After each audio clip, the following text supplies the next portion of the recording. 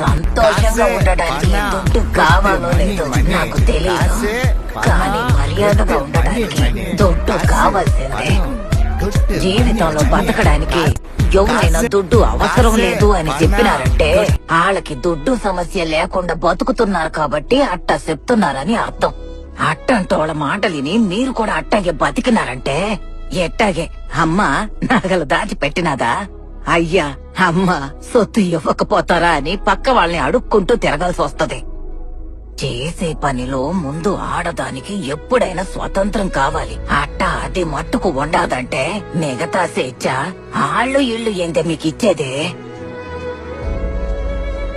అట్ట మీరు గాని మారినారంటే 60 ఏళ్ల వయసులో నేను అర్థం చేసుకున్న స్వతంత్రం, 30 ఏళ్ల వయసులో నా కూతురుకు దొరికిన స్వతంత్రం, 15 ఏళ్ల వయసులో నా మనవరాలకి దక్కబోయే స్వతంత్రం, ఇక దానికెప్పుడంటే ఒక కూతురు పుట్టినప్పుడు